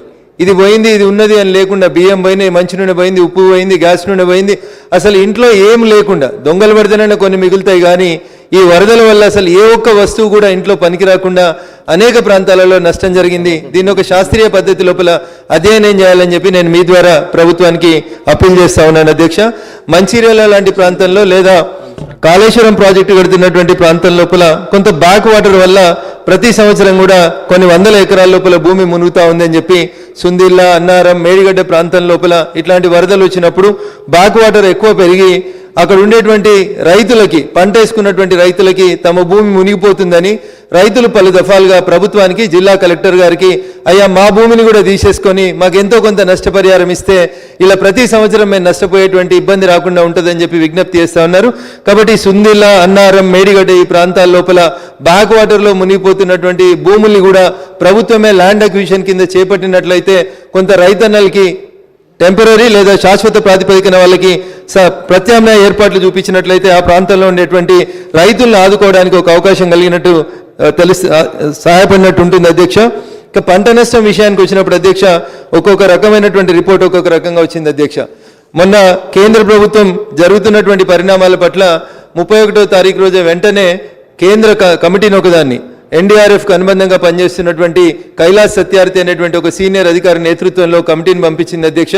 నిన్న సాయంత్రం ఆ కమిటీ 5 జిల్లాలను తిరిగి వచ్చిన తర్వాత గౌరవ చీఫ్ సెక్రటరీ గారితో సమావేశం ఏర్పాటు చేసి ప్రాథమికంగా ఎక్కడెక్కడ ఎంత నష్టం జరిగింది అనేటువంటి విషయంలో ఒక ప్రాథమిక నివేదికను, రాష్ట్ర ప్రభుత్వం ఇచ్చినటువంటి నివేదికను కేంద్రానికి కూడా అందజేయడం జరిగింది అధ్యక్ష. అయితే ఈ వరదల్లో చనిపోయినటువంటి 41 మందిలో అధ్యక్ష ఇంకొంతమంది దొరకలేదని ఒకటి మోరంచ గ్రామంలో బండ మహాలక్ష్మి అనే ఆమె ఇంకా దొరకలేదని కొన్ని వార్తలు వస్తూ ఉన్నాయి అధ్యక్ష. ఇట్లాంటి వాళ్ళ విషయం లోపల రాష్ట్ర ప్రభుత్వం కూడా కొంచెం సీరియస్గా మనకున్నటువంటి ఏజెన్సీస్ అన్నిటిని ఉపయోగించి చేయాల్సినటువంటి అవసరం ఉందని నేను మీ ద్వారా రాష్ట్ర ప్రభుత్వానికి విజ్ఞప్తి చేస్తా ఉన్నాను అధ్యక్ష. అదే రకంగా గత సంవత్సరం వచ్చినటువంటి వరదలప్పుడు గౌరవ ముఖ్యమంత్రి గారు ఉమ్మడి ఆదిలాబాద్ జిల్లా భద్రాచలం ఆ ప్రాంతం లోపల పర్యటించి రైతులు నష్టపోయినటువంటి ప్రతి రైతుకి ఎకరాకి 10,000 రూపాయలు ఇస్తామని చెప్పి ప్రకటించినారు అధ్యక్ష. ఈ నష్టపరిహారం ఉమ్మడి ఆదిలాబాద్ జిల్లాలో ఇంకొక 1,500 నుంచి 2,000 మంది రైతులకు అందలేదని రైతన్నలు విజ్ఞప్తి చేస్తా ఉన్నారు. రాష్ట్ర ప్రభుత్వం జిల్లా కలెక్టర్ల ద్వారా ఒకవేళ నష్టపోయినటువంటి రైతులు ఎవరైనా ఉండి వారికి ప్రభుత్వం ప్రకటించినటువంటి 10,000 నష్టపరిహారం అందకపోతే అది తొందరగా అందేలాగా చూడాల్సిందిగా విజ్ఞప్తి చేస్తా ఉన్నాను అధ్యక్ష తమరి ద్వారా రాష్ట్ర ప్రభుత్వానికి. ఇకపోతే ఉమ్మడి ఆదిలాబాద్ జిల్లాలో లోయర్ పెనుగంగ మీద పెడతామని చెప్పినటువంటి చెనాకా కొరాటా ప్రాజెక్టు 2016లో మొదలైంది అధ్యక్ష. ఇది పూర్తి కాకపోవడం వల్ల అధ్యక్ష 26 గ్రామాల ప్రజలు ఇలా రకంగా వర్షాలు కురిసినప్పుడు ఇబ్బందులకు గురవుతా ఉన్నారు అధ్యక్ష. కాబట్టి ఆ చెనాకా కొరాటా ప్రాజెక్టును కూడా త్వరితగతిని పూర్తి చేయాలని చెప్పి నేను మీ ద్వారా రాష్ట్ర ప్రభుత్వానికి విజ్ఞప్తి చేస్తా ఉన్నాను అధ్యక్ష. ఇకపోతే ఆదిలాబాద్ జిల్లాలో కడెం ప్రాజెక్టు విషయం లోపలైతే రాష్ట్ర ప్రభుత్వం కొన్ని ముందు జాగ్రత్తల చర్యలు తీసుకోవాలని చెప్పి ఏబీ పాండ్యా గారి నేతృత్వంలో ఒక కమిటీ వేసి కడెం ప్రాజెక్టుకు వస్తున్నటువంటి ఇన్ఫ్లో ఎంత, అవుట్ఫ్లో ఎంత, దాని ద్వారా తీసుకోవాల్సినటువంటి చర్యల గురించి ఏబీ పాండ్యా గారి సూచనలే చేస్తున్నా సార్, సూచనలే చేస్తా ఉన్నాను సార్. తమనే విమర్శిస్తలేదు, మంచి చెప్తే కూడా వినాలి సార్, దయించి మంచి చెప్తా ఉన్నాను సార్. కడెం ప్రాజెక్టుకి ఏబీ పాండ్యా గారి నేతృత్వంలో కమిటీ వేసిరు సార్. ఈ ప్రభుత్వమే మీ నాయకత్వంలోనే ఏబీ పాండ్యా గారి నేతృత్వంలో ఒక కమిటీ వేసినారు. ఆ కమిటీ చేసినటువంటి సూచన ఇన్ఫ్లో 3.8 లక్షల క్యూసెక్ల కంటే ఎక్కువ పెరుగుతుంది. మొన్న వచ్చినటువంటి వరదలలో 4 లక్షలు కూడా దాటింది.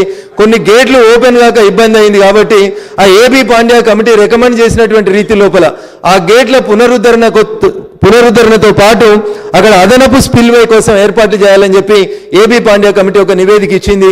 ఆ కమిటీ నివేదికను యాజ్ ఇట్ ఈజ్గా ఇంప్లిమెంట్ చేస్తే కడెం లాంటి ప్రాజెక్టులు ప్రమాదవశాత్తు తెగిపోకుండా ఉండడానికి ఆస్కారం ఉంటుంది సార్. అక్కడ ఉన్నటువంటి 3 పిల్లర్లు కూడా ఇప్పటికే డ్యామేజ్ అయిపోయినాయి.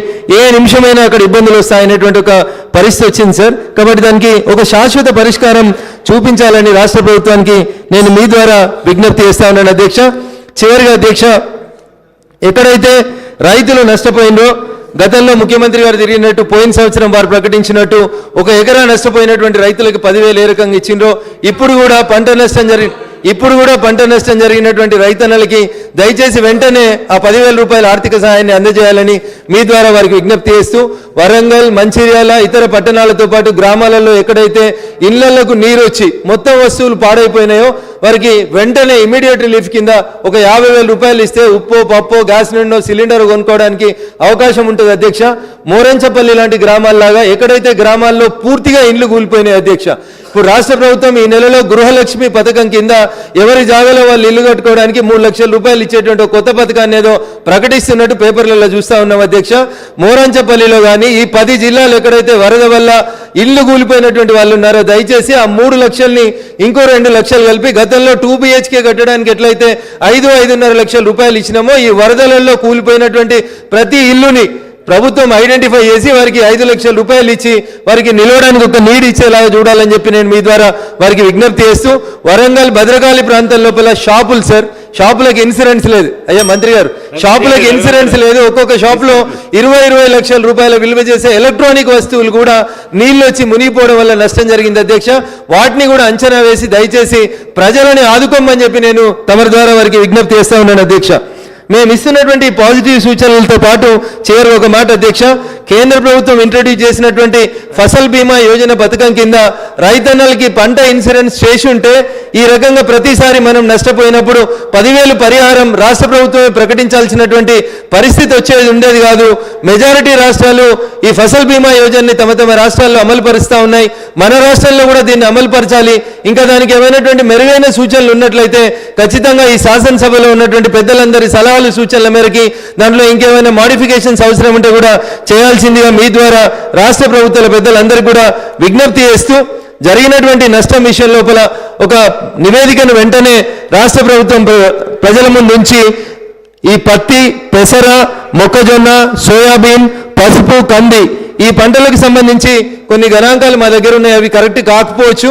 ఎందుకంటే మాకున్నది ఆయా ప్రాంతాల్లో ఉన్నటువంటి ప్రాథమిక సమాచారం మీద మేము సేకరించినటువంటి సమాచారం లేదా దినపత్రికల నుంచి వచ్చినటువంటి సమాచారం.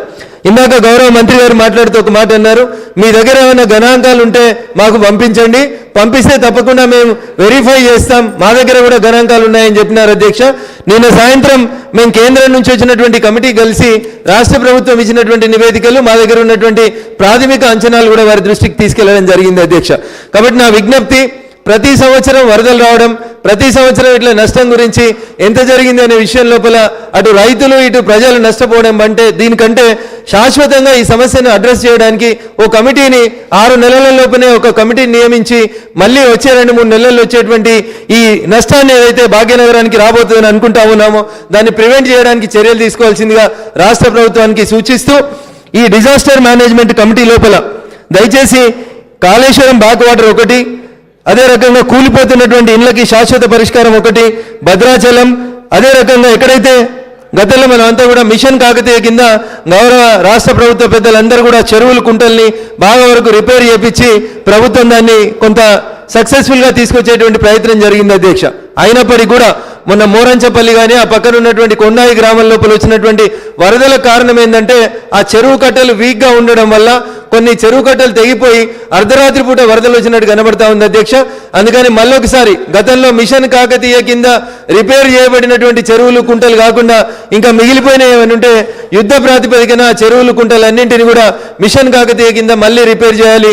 గతంలో మిషన్ కాకతీయ కింద రిపేర్ చేసి ఇటీవల కురిసినటువంటి వర్షాలకు పూర్తి స్థాయిలో నిండినటువంటి ప్రాజెక్టులు అన్నింటినీ కూడా ఇరిగేషన్ అధికారులు ఒకసారి చెక్ చేసి ఆ కట్టల సామర్థ్యం ఎంత ఉంది, కట్టల సామర్థ్యాన్ని ఒకసారి పరిశీలించి మళ్ళీ భవిష్యత్తులో వర్షాలు వస్తే ఇలాంటి నష్టం రాకుండా ఉండేలాగా చర్యలు తీసుకోవాలని మీ ద్వారా రాష్ట్ర ప్రభుత్వానికి విజ్ఞప్తి చేస్తూ ఫసల్ బీమా యోజనని కనీసం ఈ పంట నుంచైనా రాష్ట్ర ప్రభుత్వం అమల్లోకి తీసుకురావాలని మీ ద్వారా నేను ప్రభుత్వ పెద్దలకి విజ్ఞప్తి చేస్తూ వెంటనే నష్టపరిహారాన్ని మాత్రం ప్రజలకు అందజేయాలని రాష్ట్ర ప్రభుత్వ పెద్దలకి విజ్ఞప్తి చేస్తా ఉన్నాను.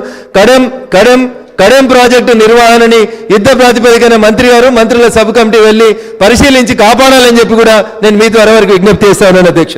Now short discussion is over. Now the reply by Minister for R&B and Legislation. అధ్యక్ష, రాష్ట్రంలో సంభవించినటువంటి అతివృష్టి వల్ల ఏర్పడిన పరిణామాలు, ప్రభుత్వం తీసుకున్న చర్యలు అనే లఘు చర్చ మీద గౌరవ శాసనసభ్యులు గండ్ర వెంకటరమణారెడ్డి గారు, అట్లాగే శ్రీధర్ బాబు గారు, అట్లాగే అక్బరుద్దీన్ ఓవైసీ గారు, సండ్ర వెంకట వీరయ్య గారు, రఘునందన్ రావు గారు మాట్లాడారు అధ్యక్ష. వారు మాట్లాడుతూ అనేక సూచనలు సలహాలు ఇచ్చినారు, సమస్యలు కూడా ప్రస్తావించినారు. వారందరికి కూడా ధన్యవాదాలు అధ్యక్ష. అయితే అధ్యక్ష, మనందరికి తెలుసు ఈ మొన్న జూలై నెలలో 2 స్పెల్స్, జూలై 18 నుంచి 22 మటుకు, అట్లనే 24 నుంచి 28 మటుకు 2 స్పెల్స్లో భారీ వర్షాలు పడ్డాయి అధ్యక్ష. భారీ వర్షాలు అంటే ఆకాశంలో చిల్లు పడితే ఎట్లా వస్తాయో అట్లా వానలు పడ్డాయి అధ్యక్ష. అది కూడా స్ప్రెడెడ్ వర్షం అయితే పర్వాలేదు, అది ఒకటే కొద్ది గంటల్లోనే ఓ చిల్లుబడి ఒక నెత్తి మీద పడ్డట్టు ఒకటేసారి కుండలోంచి నీళ్లు పడ్డట్టు అట్లా పడడం జరిగింది అధ్యక్ష. అయితే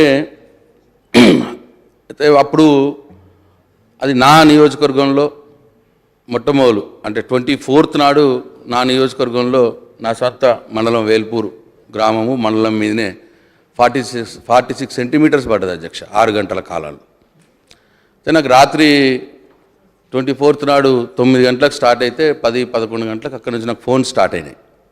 సరే వాళ్ళతో మాట్లాడి రెస్క్యూ ఆపరేషన్స్ చెప్పి చేసి నేను ఎర్లీ మార్నింగ్ 4 o'clock బయలుదేరిపోయాను అధ్యక్ష. 6-6:30కి నేను పోతే నేను మా సొంత గ్రామం వేల్పూర్ పోలేకపోయాను అధ్యక్ష. రోడ్లన్నీ తెగిపోయినాయి. అంటే తెగిపోయి ఇంకా నేను ఒకసారి అదే ధైర్యం కోల్పోయాను అధ్యక్ష. ఇది ఏమైపోయింది ఒకటేసారి ఇట్లా రాత్రి అని. యాక్చువల్గా 15-20 సెంటీమీటర్స్ అంటేనే క్లౌడ్ బస్ట్ అంటారు అధ్యక్ష. అది 46 సెంటీమీటర్స్ అంటే క్లౌడ్ బస్ట్ కంటే రెండు రేట్లు ఎక్కువ. అయితే అప్పుడు 7:30కి నాకు సీఎం గారు ఫోన్ చేశారు అధ్యక్ష. ఫోన్ చేసి ఇట్లా రాత్రి వర్షం పడ్డట్టుంది బాగా మీ వేల్పూర్ మండలంలో 46 సెంటీమీటర్స్ నమోదైంది, ఏం అధైర్యపడకు, మనం ఇదొక విపత్తు, ఇది ప్రకృతి వైపరీత్యాలు, దీన్ని మనం ఆపలేము. కాకపోతే ముందస్తుగా మనం ప్రికాషన్ మెజర్స్ తీసుకుంటే ప్రాణ నష్టాన్ని, ఆస్తి నష్టాన్ని మనం తక్కువ చేయొచ్చు. ఆ వంతుగా నువ్వు పని చేయు, నేను ఇక్కడ నుంచి నీకు ఇన్పుట్స్ ఇస్తూ ఉంటాను అని చెప్పి వారు ధైర్యం చెప్పినారు అధ్యక్ష. అట్లా అంటే అది ఎంత వర్షం అంటే అధ్యక్ష, టోటల్ యావరేజ్ రెయిన్ఫాల్ మన తెలంగాణలో 90 సెంటీమీటర్లు అధ్యక్ష సంవత్సరం యావరేజ్ స్టేట్కి. అయితే ఇప్పుడు జూలై 17th మట్టుకు అధ్యక్ష, ఇప్పుడు యావరేజ్ రెయిన్ఫాల్ 90 సెంటీమీటర్స్ అయితే ఫస్ట్ లక్ష్మీదేవిపేటలో అధ్యక్ష 65 సెంటీమీటర్లు పడ్డది. అంటే యావరేజ్ రెయిన్ఫాల్లో 75% ఒక 6 గంటల్లో పడ్డది అధ్యక్ష. మొత్తం సంవత్సరం అంతా పడే వర్షపాతంలో 75% 6 గంటల్లో ఆ గ్రామంలో లక్ష్మీదేవిపేటలో పడ్డది. అట్లనే వాజేడులో 52 సెంటీమీటర్లు పడ్డది అధ్యక్ష, అంటే ఆల్మోస్ట్ 60%. వాజేడులో 60 సంవత్సరం అంతా ఎంతైతే వర్షపాతం పడాలనో ఒక్కరోజు రాత్రి 6 గంటల్లో 60% పడ్డది అధ్యక్ష వర్షపాతంలో. వేల్పూర్లో 46 సెంటీమీటర్స్, అంటే సగం వర్షపాతం సంవత్సరం పడేది, సంవత్సరం పడే దాంట్లో సగం ఆ ఒక్కరోజు 6 గంటల్లో పడిపోయింది అధ్యక్ష. అంటే ఇంత డెన్సిటీగా ఉన్నటువంటి వర్షపాతం పడ్డది అధ్యక్ష, వర్షాలు పడ్డాయి. జూలై 17th నాటికి ఎక్కడైతే ఇప్పుడు ఈ వర్షాలు పడ్డ దగ్గర జూలై 17th నాటికి -20% ఉంటుంది అధ్యక్ష మన వర్షపాతం. జూలై 17th నాటికి -20%, అంటే డిఫిషియట్ ఉండే. ఈ వర్షాలు పడ్డ తర్వాత ఆ 8 రోజులు వర్షాలు పడ్డ తర్వాత +66% అయిపోయింది అధ్యక్ష. -20% ఉన్న డిఫిషియట్ ఉన్నది 66% అధిక వర్షపాతానికి ఎగిపోయింది ఆ 8 రోజుల వర్షాలతోటే. ఆల్మోస్ట్ ఈ 10 జిల్లాలు, ఉత్తర తెలంగాణకు సంబంధించిన 10 జిల్లాలు అన్నీ కూడా, అంటే స్టేట్ మొత్తం కూడా అధిక వర్షపాతం నమోదైపోయింది. ఒక్క నల్గొండ ఒకటే అధిక వర్షపాతం ఇంకా అక్కడ కొద్దిగా డిఫిషియట్ ఉంది అధ్యక్ష. అంటే ఈ 7-8 రోజుల వర్షం సృష్టించినటువంటి పరిణామాలు ఏంటంటే మొత్తం రాష్ట్రం అంతా కూడా అధిక వర్షపాతం నమోదైపోయింది, ఒక నల్గొండ తప్ప. సరే, నష్టం జరిగింది, చాలా నష్టం జరిగింది.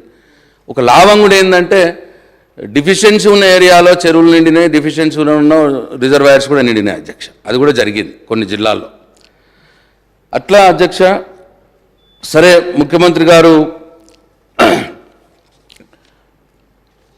మాకు చెప్పినారు, ఎక్కడ అధైర్యపడద్దు, ముందుకు పోవాలి, ప్రికాషన్ మెజర్స్ తీసుకోవాలన్నారు. మేము గ్రామాల్లోకి పోతుంటే చాలా సందర్భాల్లో ప్రజలు కూడా అన్నారు అధ్యక్ష, మేము ఇంత పెద్ద వర్షం చూడలేదు, మా జీవితంలో చూడలేదు. మీలాంటి వయసు ఉన్న వాళ్ళు కూడా 60+ ఉన్న వాళ్ళు కూడా మేము లైఫ్లో ఇంత వర్షం చూడలేదు, ఇట్లా కుండపోత వర్షం చూడలేదు అన్న మాట మాట్లాడారు అధ్యక్ష మా ఏరియాలో తిరుగుతుంటే.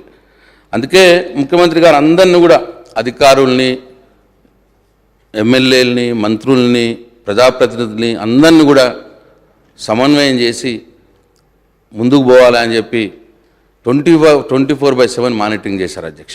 నాకే ఆ 3-4 రోజులనే 12 సార్లు ఫోన్ చేశారు. ప్రతి గౌరవ శాసనసభ్యుడికి, గౌరవ ఎమ్మెల్సీకి, గౌరవ మంత్రివర్యులకు అందరు కూడా ఆయన ఫోన్లు చేస్తూ, అంటే వారు చేసిన పని ఏంటంటే అధ్యక్ష, ఫ్లాష్, ఇప్పుడు ఇంతకుముందు చెప్పినారు కడెం, 2 గంటల్లోనే టక్క 4 లక్షలు వచ్చేసింది అధ్యక్ష క్యూసెక్స్ వరద. అట్లా కడెంలో వచ్చింది. పైన ఏమైంది, ఎస్ఆర్ఎస్పీలు ఏమైంది, ఎస్ఆర్ఎస్పీలు ఎంత వస్తున్నది, తర్వాత ఇటు కిందికి పోగానే మన ఎల్ఎండి లేనిది, ఎంఎండి లేనిది, అప్పర్ మానేరు డ్యామ్ లేనిది, గోదావరిలో లక్ష్మి, సరస్వతి, గాయత్రి, వాటి సంగతి ఏంది, అక్కడ ఎంత వస్తున్నది, ఇట్లా గోదావరి పరివాహక, నిజాం సాగర్, ఇట్లా అన్నిటిని మానిటర్ చేసుకుంటూ ఎంత వరద వస్తున్నది, ఇంట్లో ఎంత వస్తున్నది, ఎంత మనం వదలాలి, మరి అవసరం వస్తే వదిలితే ఏమవుద్ది, వదిలితే కింద ప్రాంతాల వారి సంగతి ఏంది, అక్కడ లోతట్టు ప్రాంతాలను ఏం చేయాలి, వాళ్ళకేం ప్రికాషన్ మెజర్ తీసుకోవాలి.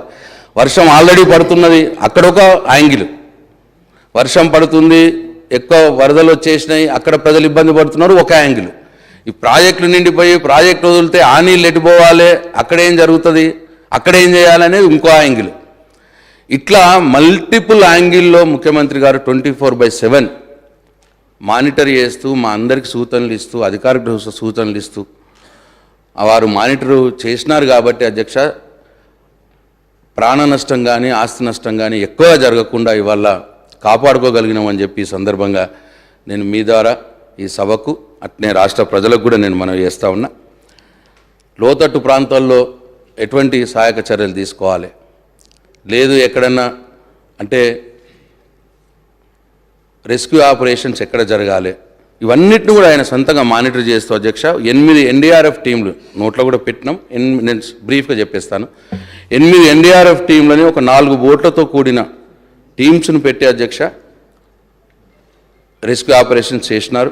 అట్లనే ఒక హెలికాప్టర్ కూడా తీసుకొచ్చి అవసరం ఉన్న దగ్గర మరి అది వాడినారు అధ్యక్ష. భూపాలపల్లి, ములుగు, కొత్తగూడెం ఆ ఏరియాల్లో ఆహార పొట్లాలు వదలడం కావచ్చు, చిక్కుపోయిన జనాల్ని తీసుకురావడం కావచ్చు, అన్నిటికీ కూడా హెలికాప్టర్ వాడినారు. 5 టీమ్స్ కొత్తగా 18 5 టీమ్స్ పెట్టించినారు అధ్యక్ష ముఖ్యమంత్రి గారు. అంటే డిస్ట్రిక్ట్ లెవెల్, డిస్ట్రిక్ట్లో ఏ డిస్ట్రిక్ట్ 5 టీమ్స్ ఉన్నాయి అక్కడే, స్పెషల్గా ఇంకో 18 5 టీమ్స్ పెట్టి ఒక్కొక్క టీంకి 18 మంది 10 మంది, వాటితో పాటు ఒక 18 బోట్లు, అట్లనే 16 రిలీఫ్ వెహికల్స్, ఇవన్నీ కూడా డిప్లాయ్ చేసి చాలామందిని ఒక 1500 మందిని ఈ 5 టీమే రెస్క్యూ చేసింది అధ్యక్ష. అట్లా చాలామందిని రెస్క్యూ చేయడం జరిగింది. మురెంచపల్లిలో జరిగిన ఆ ఘటన దాంట్లో 100 మందిని రెస్క్యూ చేసింది కూడా ఈ 5 టీమే. దీంతో కాకుండా టూరిజం చిన్న బోట్లు ఉంటాయి అధ్యక్ష, టూరిజం బోట్లు కూడా మా శ్రీనివాస్ గౌడ్ గారిని రిక్వెస్ట్ చేసి టూరిజం బోట్లు కూడా తెప్పించి పెట్టి డిప్లాయ్ చేయడం జరిగింది. ఇట్లా వీళ్ళందరికీ కూడా లోతట్టు ప్రాంతాల వారిని పైకి తీసుకువచ్చి వాళ్ళకి రిలీఫ్ క్యాంప్స్ పెట్టి, ఎందుకంటే ఇండ్లు నీళ్ళలో పోయినాయి, అక్కడ వాళ్ళకి సామాన్లు భోజనం చేసే సామాగ్రి కూడా మునిగిపోవడం జరిగింది. వాళ్ళందరూ కూడా రిలీఫ్ క్యాంప్స్ పెట్టడం జరిగింది అధ్యక్ష. 139 గ్రామాల్లో ఈ ఎఫెక్ట్ జరిగింది ఈ వర్షాల వల్ల. 7,870 ఇండ్ల నుంచి 27,000 మందిని తీసుకువచ్చి 157 పునరావాస కేంద్రాల్లో పెట్టడం జరిగింది అధ్యక్ష. ఇట్లా ఈ రకమైనటువంటి కార్యక్రమాలు, అట్లనే ఒక 7 స్పెషల్ ఆఫీసర్స్ కూడా ముఖ్యమంత్రి గారు నియమించినారు.